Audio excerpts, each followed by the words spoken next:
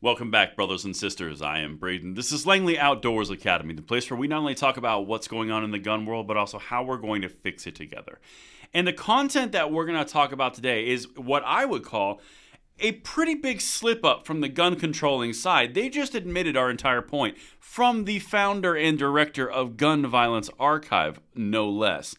This is going to be one you guys are going to want to send out. Let me know what you think in the comments down below. And of course, make sure you hit that like button, subscribe to the channel, and turn the notification bell on. We are always looking to earn that subscription to help the channel grow. And thank you for supporting that if you do.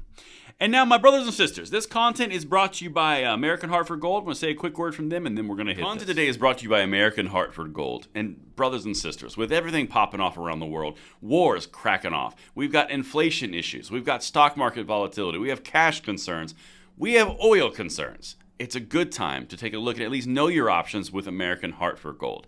They are dedicated to offering gold, silver, platinum coins and bars for your investing needs. Whether you want to do it delivered to your door or you want an IRA, Roth IRA, 401k, TSP, they've got options. This is something you guys should check out. At American Hartford Gold, they aim to educate clients about investments in the precious metal industry, strive to provide unparalleled customer service built on trust, integrity, and absolute transparency, while holding a goal of achieving 100% customer satisfaction. Click the link in the description or call 844-727-3199. That's 844-727-3199 or text Langley to 65532. Again, that's 844-727-3199 or text Langley to 65532. All right, people, we have got to dive into this because sometimes my jaw drops with the things that gun controllers say after they spend all their time gaslighting us on what is the problem, what's not the problem, that guns are the problem, it's not people, it's not criminals, it's not mental health, it's just the fact that guns exist. Then they do an about face on accident and prove our point. I'm about to lay everything out right now, and please let me know if I land this plane because this is a big one. This is the article that I was reading today in my research from USA Today. After a historic year, here are the states with the strongest and weakest gun laws in 2024. Now, the interesting thing about this is there's sometimes little nougats hidden in these types of articles, and that's what I'm about to show you. A nougat which proves everything that we've been saying and disproves everything the gun controllers have been saying. Now, here's what the article was written about and was aimed at. Everytown for Gun Safety analyzed the strength and impact of 50 policies related to gun control, as well as gun death rates, and ranked in all 50 states in its annual report. So this is a study about the annual report where they can say talking points like this from Everytown for Gun Safety. Quote, "When we look at the rates of gun violence in these states, what we see is a strong correlation between states with gun laws and lower rates of gun violence, and the opposite for the states with the weak law," said Nick Saplina, Senior Vice President for Law and Policy at Everytown for Gun Safety Gun Control Group. Now, that was the whole point. It was a puff piece. But look at what they said in said puff piece. Some crazy things. Here we go. Gun violence decreased. Fatal mass shootings increased. Now, let me show you. There's 2 points I want to show you in here. First one. The number of total gun deaths and injuries dropped in 2023 to 36,335 injured and 42,946 dead, including suicides, homicides, unintentional shootings, according to the most recent Gun Violence Archive data. You notice how they didn't tell you where it was before? Because the reduction was around 20%. It was 20% on the homicide side, and the suicides actually went up. So that kind of kicks their narrative in the goods around the whole that guns exist, therefore it's a problem. So that's the first thing. They don't tell you, and they're like trying to mislead you by telling you the first number, but not put it in a context. Now, the second thing, listen to this. Tell me if this sounds weird. Let me know in the comments. But in 2023, there were 39 mass shootings in which 4 or more people were killed, not including the perpetrator, which surpasses the previous year's record of 36. Skirt! I thought they told us, beat us in the head, beat us until we were emotionally numb, that there were 639 mass shootings, more mass shootings than there were days in the year. Does that sound at all familiar to you guys?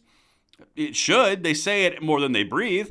But now it's 39 and 36. Isn't that weird? Now, the reason why is they're using a different standard. They're using what the USA Today, Northeastern University, and the AP has as a killing database. Interesting how that number doesn't quite have the same punch that they use on all their media reports when they're trying to hit the epidemic of gun violence, which they've magically dropped all of a sudden because the numbers went down, and now they're going to focus on mass shootings, which is what we talked about for multiple videos this year so far. There's been a shift in the narrative. Now, this next piece, this I almost fell out of my chair.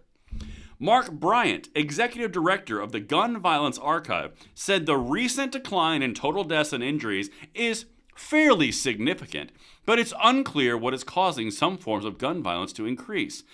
Quote, "This is a mixed bag year," he said. "I think we're starting to drift back toward pre-COVID numbers." Well, Mark, if you were watching this channel, I could have told you that we've gone well below pre-COVID levels, which would imply that the problem is not the inanimate objects, as you have been so kind to say for the last 3 years consistently, that it's the gun rights that are the problem, not the individual, society, or criminals. That would suggest something else is play, because this next one right here is kind of the payoff.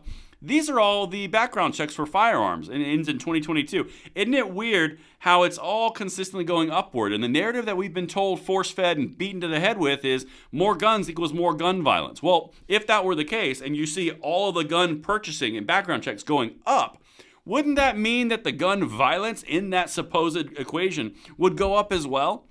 It's kind of a mixed bag this year, because we're going back to pre-COVID levels.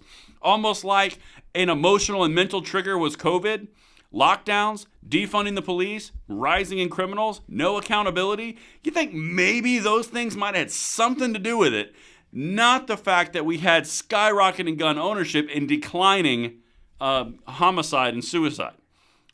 You think it's just we're going back to pre-COVID levels? Yeah. It kind of kicks itself right in the, well, you can figure it out. And that's what I've got for you guys. They're right there, out of their own words, their own mouth. It's a mixed bag. No, that should be great news. It's a mixed bag because you want your more control. But anyway, that's what I've got for you guys. Let me know what you think in the comments below, and I'll see you on the next one. I'm Braden. See you later.